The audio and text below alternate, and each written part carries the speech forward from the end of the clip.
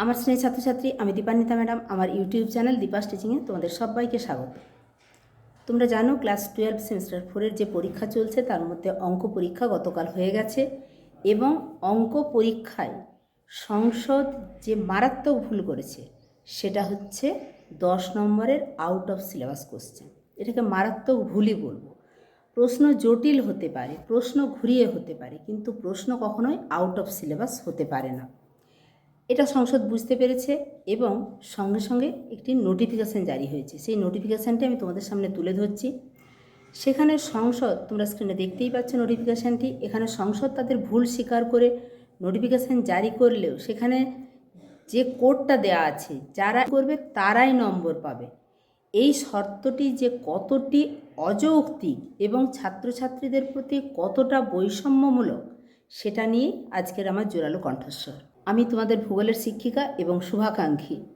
আজ আমি তোমাদের সামনে পশ্চিমবঙ্গ উচ্চ মাধ্যমিক শিক্ষা সংসদের একটি প্রেস রিলিজ নম্বর L/PR/008/2026 এটা নিয়ে কথা বলতে এসেছি। সংসদ স্বীকার করেছে যে 19শে ফেব্রুয়ারি যে অঙ্ক পরীক্ষা ছিল সেখানে অঙ্ক পরীক্ষায় 2B, 11B এবং 11C এই তিনটে দাগের মোট 10 নম্বর আউট অফ সিলেবাস ছিল।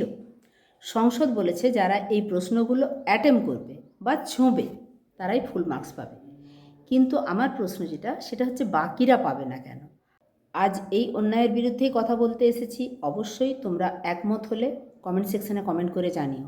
তোমারও কি পরীক্ষার হলে বসে মনে হয়েছে যে এই প্রশ্নগুলো আউট অফ সিলেবাস, ফলে আমি এগুলো টাচ না করে এর অথবা যেগুলো আছে সেগুলো করব, এবং সেগুলো করতে গিয়ে হয়তো তোমার ভুল হয়েছে।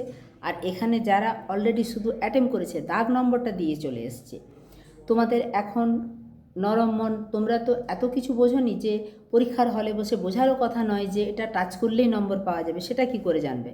সেটা যে সংসদের ভুল, সেই মুহূর্তে তোমাদেরকে কতটা চাপের মধ্য দিয়ে কাটাতে হয়েছে সেটা অবশ্যই আমি বুঝতে পারছি।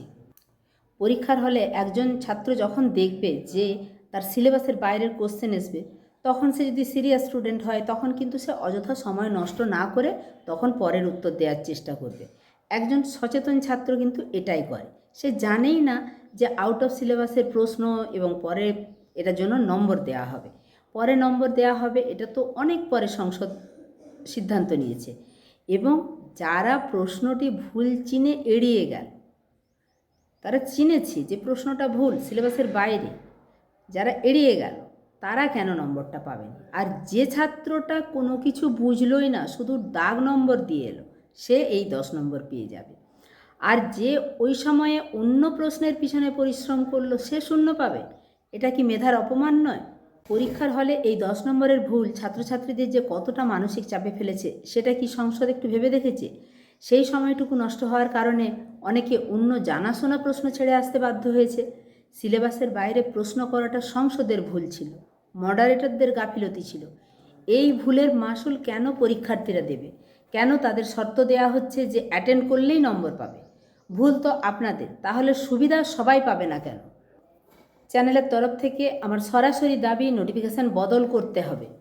আমি একজন শিক্ষিকা হিসাবে উচ্চ মাধ্যমিক শিক্ষা সংসদের সভাপতি ডক্টর চিরঞ্জীব ভট্টাচার্য মহাশয়ের কাছে বিনীত অনুরোধ এবং দাবি জানাচ্ছি, এই 10 নম্বর সমস্ত পরীক্ষার্থীকে সমানভাবে দিতে হবে, সে ওই প্রশ্ন অ্যাটেন্ড করুক বা না করুক। একজন ছাত্রকে শুধুমাত্র দাগ নম্বর দেয়নি বলে 10 নম্বর থেকে বঞ্চিত করা মানে তাকে কিন্তু প্রতিযোগিতায় অনেকটাই পিছিয়ে দেয়া। এই নোটিফিকেশান অবিলম্বে সংশোধন বা রিভিউ করে ঘোষণা করা হোক যে সমস্ত ছাত্রছাত্রী এই 10 নম্বর গ্রেস হিসাবে পাবে।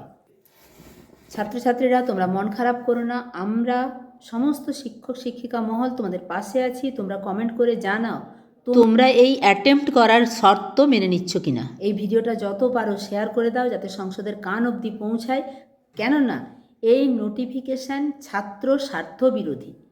মনে রাখবে যে ভুলটা কিন্তু সংসদের, তাই ক্ষতিপূরণ পাওয়া সবারই উচিত এবং অধিকার। এর পরবর্তী পরীক্ষার জন্য তোমরা প্রস্তুতি নাও, অবশ্যই আমরা লড়াই চালিয়ে যাব। ঠিক আছে, দেখা হচ্ছে খুব তাড়াতাড়ি পরবর্তী উপস্থাপনার সঙ্গে।